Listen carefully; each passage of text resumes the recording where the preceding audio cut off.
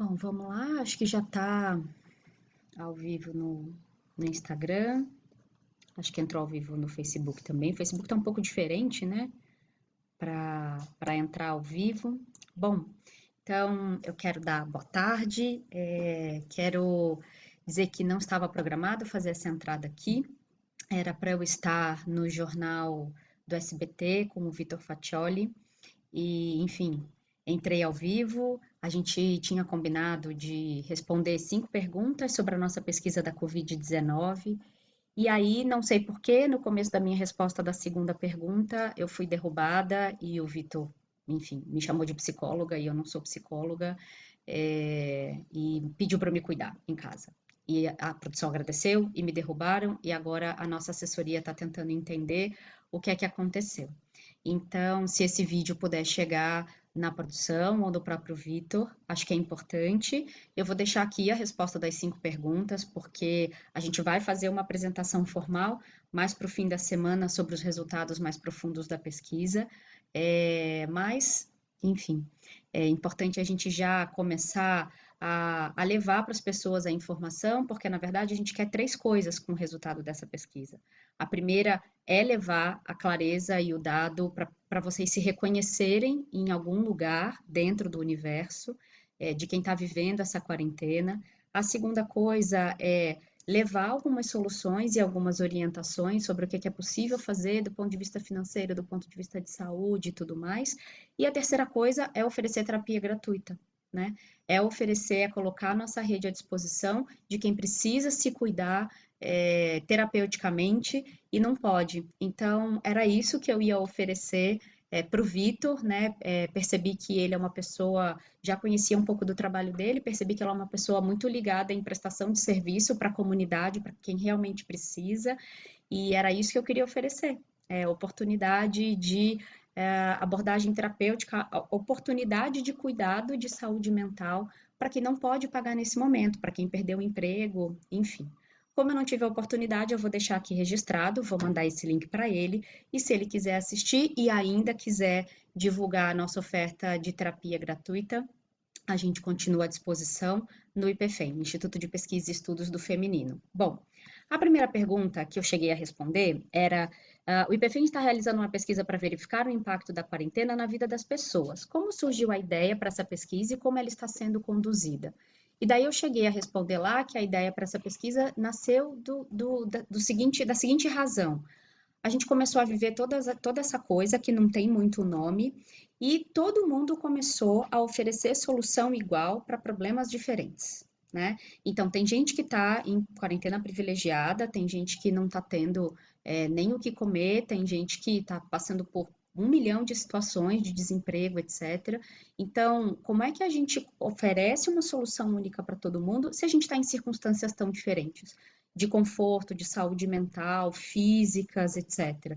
Então, foi daí que nasceu a nossa ideia de fazer uma pesquisa sobre esse tipo de impacto, que a princípio era só para as mulheres, e aí os homens começaram a pedir bastante para participar, e a partir da segunda semana a gente colocou os homens também.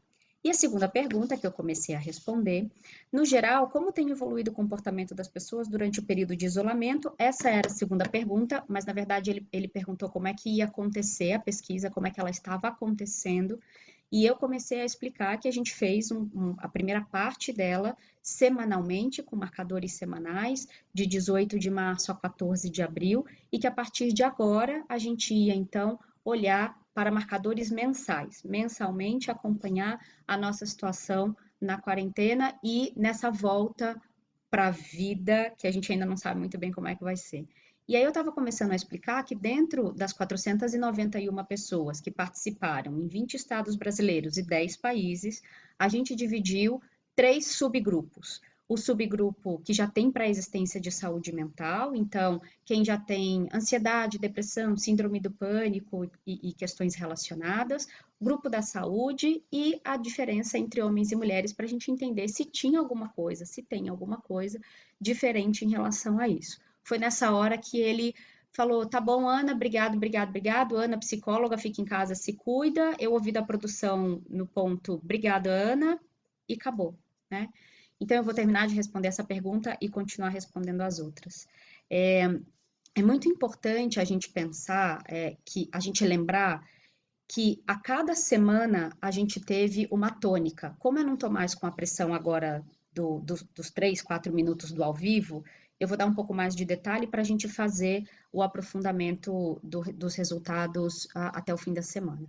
Então, é muito importante a gente lembrar que, por exemplo, na primeira semana, de 18 a 24 de março, que foi a primeira semana que a gente pesquisou, a grande tônica era a oficialização da quarentena nos estados de São Paulo e Rio de Janeiro, que puxou todo o resto. Então, a gente precisa lembrar que o início da quarentena se deu nesse período, oficialmente marcado no dia 24 de março. Quando a gente vem para a segunda semana, de 25 a 31 de março, a tônica foi aquela tensão da pré-demissão do Mandetta, se vai ficar, se não vai ficar, e também toda a discussão do pagamento de 600 e de 1.200 reais, o Congresso aprovando, o presidente não aprovando, então essa tensão, esse cabo de guerra foi a tônica da segunda semana. Na terceira semana, de 1º a 7 de abril, a gente teve como tônica a prorrogação da quarentena, de novo, o estado de São Paulo puxando essa prorrogação do período da quarentena, e aí essa quase demissão do Mandetta, porque quase foi, né? Que a demissão dele foi no dia 16, bem coladinho no período da quarta semana, quando as pessoas ainda estavam respondendo à pesquisa. E aí, na quarta semana, a gente tem o aumento da curva de mortes no Brasil e oficialmente a demissão do Mandetta. Foi até aí que a gente pesquisou para agora fazer o segundo marcador em maio, né? E aí já vai pegar a saída do Moro, quer dizer, daí já vai pegar várias outras coisas. Muito bem. Quando a gente olha para essas 4 semanas e a gente lembra de cada marcação econômica, política e de movimentação mesmo dentro do país, a gente começa a olhar os resultados e tem coisas muito interessantes. Então, por exemplo, na semana 1, a gente tem uma predominância de 3 sentimentos. Deixa eu só voltar aqui para o. Não sei se o Facebook, não sei por que ele saiu. Quando a gente tem, na primeira semana, a gente tem a predominância de 3 sentimentos mais persistentes: ansiedade, medo e insegurança. Ao longo das 4 semanas, o medo ele desaparece, os 3 primeiros passam a ser ansiedade, preocupação e desânimo, claro, porque muita gente começou a ficar cansada, né?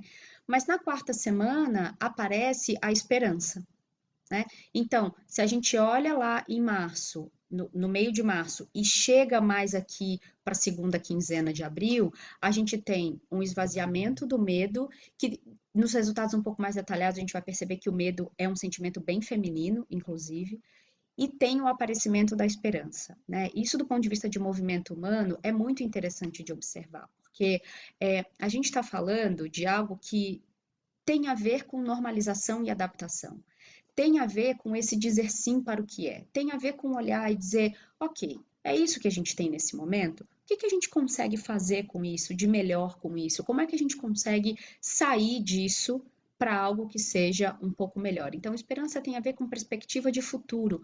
Num futuro que a gente não consegue nomear, enxergar isso parece ser muito bom e parece fazer muito sentido, né?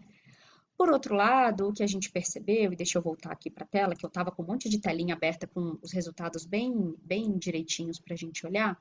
Por outro lado, quando a gente tinha uma pergunta, uma das primeiras perguntas que era como é que você classificava o seu estado de saúde emocional ou mental, enfim, no período que estava sendo pesquisado, né?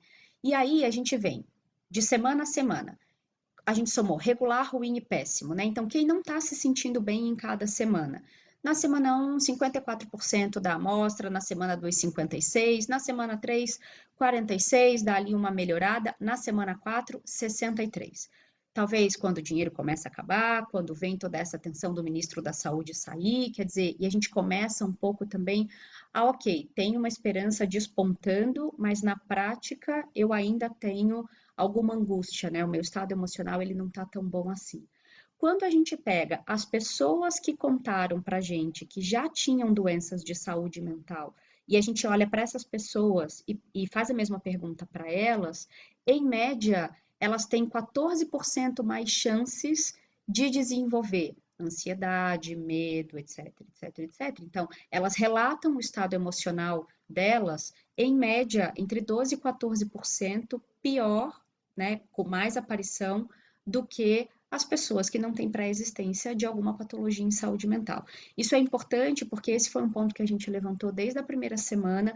Não dá para ficar olhando só a pré-existência de doença física ou a existência de comorbidade. A gente precisa olhar para a pré-existência de patologias relacionadas à saúde mental, do ponto de vista de sensibilidade, né? E aí, enfim, eu já juntei a resposta da terceira pergunta, que era e quanto à saúde mental.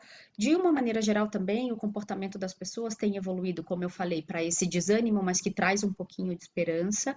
E aí, quando a gente separa homens e mulheres, não é novidade nenhuma que eu vou dizer para as mulheres, mas tem sim uma sobrecarga para o feminino. Tem a sobrecarga dos filhos, tem a sobrecarga da casa, tem a sobrecarga do trabalho para quem está trabalhando, e agora a gente está tendo até que ler relógio da Enel, né, para botar no site. Então, assim, precisa lembrar um pouco que todas essas coisas precisam de tempo para serem feitas, né? Então, como é que a gente dá conta se a gente tem que fazer a comida, alimentar a criança e dar conta dessa criança? Como é que eu dou conta de fazer reuniões em períodos, por exemplo, muito próximos do almoço? Entendem? Então, esse tipo de conversa precisa começar a acontecer, porque de fato tem uma sobrecarga. Quanto à saúde mental, então, eu já comentei, tem uma parte do material muito interessante, que é o que a gente vai apresentar no detalhe, provavelmente na sexta-feira, tá? Que a gente vai acompanhar, mas olha, da nossa amostra, 43% não tem acompanhamento terapêutico, 44% faz uso de medicamento, 43% são chefes de família, 37% dessa amostra tem filhos em idade escolar e as principais manifestações físicas, né? Tem muito a ver com dificuldade de concentração seguido de dor de cabeça. Daqui a pouco eu vou falar um pouquinho mais em detalhes, já que não estamos mais ao vivo e não temos a pressão do tempo. Bom, e aí, quando a gente olha também para a amostra, 84% da nossa amostra, de quase 500 pessoas, precisou fazer algum tipo de mudança na rotina da casa, né? Quer dizer, praticamente todo mundo precisa olhar para isso. E juntando um pouco mais, acabei de ver que o Rafa Mello entrou, um psicólogo incrível, então um dado para o Rafa e para todo mundo que trabalha com saúde mental. Da nossa amostra, 7 em cada 10 pessoas sofrem de ansiedade, 4 em cada 10 sofrem de depressão, 2 em cada 10 sofrem de síndrome do pânico diagnosticadas. Então, tem alguma coisa acontecendo, é normal sentir medo, é normal sentir ansiedade, mas para as pessoas que já têm alguma patologia diagnosticada previamente, anteriormente, essas pessoas precisam redobrar o cuidado. E era por isso que eu queria ter tido a oportunidade de dizer para o Vitor Fatioli que a nossa rede de terapeutas está à disposição para cuidar de quem não pode pagar, para cuidar de quem não tem acesso a esse tipo de tratativa, para que a gente consiga dar conta não só de cesta básica e não só de geladeira, mas que a gente consiga dar conta da emoção das pessoas, porque muitas vezes o que mata a gente é a nossa cabeça, né? Não é a falta de comida. Então, é mais sutil, mas também é tão importante quanto. Bom, aí vinha uma próxima pergunta, que era a principal diferença nos impactos do isolamento social na rotina de homens e mulheres, e isso é importante também, porque antes de falar sobre essa pergunta, eu quero dar mais uma informação. Quando a gente perguntou como é que você estava lidando, né, com esse período da quarentena, as mulheres em geral apresentam multiplicidades muito mais amplas, assim, né, no espectro. Isso não é bom, não é ruim, não é melhor, não é pior, não é certo, não é errado, só tem diferença, né? Então, as mulheres em geral, elas têm essa multiplicidade para quase tudo. Então, quando a gente pergunta como é que elas estão lidando, né, com a quarentena, aparece oração, consumo de conteúdo de cultura, estudo, leitura, convivência com familiares, convivência virtual, com familiares, com amigos, etc. E quando você pergunta como é que o homem está lidando, vem trabalho, né? Majoritariamente, assim, com um corpo bem grande, né? Lidar com a quarentena tem a ver também com ocupar-se em relação ao trabalho. O que, enfim, faz todo sentido dentro do espectro masculino. Mas quando a gente fala de diferenças, também aparece uma outra coisa. Quando a gente pergunta sobre, enfim, os maiores medos, etc., as mulheres, mais de 60% responde que tem medo de ficar doente, e para os homens, mais de 70% responde que tem medo de que alguém fique doente. E aí a gente estava conversando, né, inclusive com algumas mulheres que responderam depois, qualitativamente, vamos chamar assim, e a gente entendeu que o medo de ficar doente tem muito a ver com tudo que eu acho que depende de mim. né? Então, a alimentação dos filhos, o cuidado com a casa, o cuidado com o marido, o cuidado com a família, os pais idosos, etc. Quer dizer, se eu fico doente, é como se um buraco acontecesse. O homem pode, por não estar nesse lugar tão central do cuidado, não estou falando de prover nem nada disso, mas por não estar nesse lugar central do cuidado, talvez tenha uma autopercepção um pouco diferente. Tem medo de que alguém fique doente, né? Medo de perder quem se ama e assim por diante. E claro, na diferença da tarefa com os filhos e com a casa, uma diferença aí de mais de 20% nessa tratativa. E aí, a última pergunta, que teoricamente o Vitor ia me fazer, é a penúltima, né? As pessoas conseguem enxergar aspectos positivos no isolamento? Quais são eles? Sim, mais o masculino do que o feminino consegue enxergar. Então, em geral, a oportunidade de estudar, a oportunidade de se aproximar da família, a oportunidade de descansar, mas descansar e estudar nem sempre está acessível para o feminino na quantidade que está acessível para o masculino. Então, isso a gente precisa se debruçar também, não vai caber agora nessa fala, mas quando a gente se debruça sobre os dados, isso também fica bastante claro, né? E, bom, já comentei os aspectos que seriam positivos. E quanto aos sintomas físicos, o que a pesquisa constatou? Aqui também é importante só eu pegar aqui o slide, porque aqui também a gente tem a multiplicidade do feminino, que não necessariamente é tão positiva assim, né? Então, os homens, eles manifestam nessa ordem: cansaço, insônia e dor nas costas. Dor nas costas ali um pouquinho mais perto de dificuldade de concentração. Mas basicamente três grandes grupos, né? As mulheres apresentam 5 grandes grupos de sintomas físicos nessa quarentena. Então, nessa ordem: dificuldade de concentração, cansaço, dor nas costas, dor de cabeça e insônia. Insônia é algo que eu estou olhando muito nas mulheres que eu cuido e para os grupos que eu cuido. Muita dificuldade de dormir, não só a dificuldade em si, mas a qualidade do sono muito ruim, acordando muito durante a noite, não tendo um sono capaz de revigorar, e obviamente isso também tem a ver com as ansiedades, os medos, as angústias e assim por diante. Então, a gente constatou isso, que tem mudança no corpo, então também quase 80% da nossa amostra tá relatando aumento de peso, vontade de fumar, vontade de beber álcool, quer dizer, a gente estava falando sobre isso no Círculo de Mulheres de sábado, como o prazer, as oportunidades de prazer, elas estão tão restritas que a gente vai transferindo isso para o paladar, por exemplo, né? Então, o paladar é o que está mais acessível para a gente nesse momento. Então, essa é uma leitura. Então, só para finalizar, de qualquer forma, eu quero agradecer ao SBT e ao Vitor, que de alguma forma abriram essa porta, abriram essa oportunidade. Não queria ter falado tanto quanto eu falei agora, mas eu queria ter falado algumas coisas importantes, principalmente sobre o cuidado com as emoções, o cuidado com o corpo e deixar a oferta da nossa rede para a gente oferecer terapias para pessoas que não possam pagar. A gente já está fazendo alguns grupos, por exemplo, com profissionais da área da saúde, a preços super simbólicos, R$ 35 por pessoa, por exemplo, mas a gente está fazendo muita coisa gratuita também. Eu, individualmente, estou cuidando de 17 pessoas sem custo, basicamente porque se eu não tenho mais que gastar o meu tempo com deslocamento nesse período, eu decidi reverter o meu tempo de deslocamento para atendimento de pessoas que não podem pagar. Então, alguns doam cesta básica, alguns compram geladeira e alguns cuidam da nossa saúde, porque às vezes a outra pessoa só precisa falar, ela só precisa ser ouvida, ela só precisa encontrar eco para o que ela está sentindo e saber que ela não está sozinha. E a gente tem uma rede super capacitada, aí sim, com psicólogos ou terapeutas de abordagem sistêmica, como eu, psicanalistas, outros tipos de terapia, outros tipos de abordagem, pessoas especializadas em terapias de grupo. Então, é importante que a gente leve essa mensagem cada vez para mais pessoas, tá bom? Quero reforçar meu agradecimento ao SBT, deixar aqui esse conteúdo também com muito carinho para o Vitor e que a gente possa um dia se conhecer e deixar isso para trás. Um beijo. Tchau, tchau.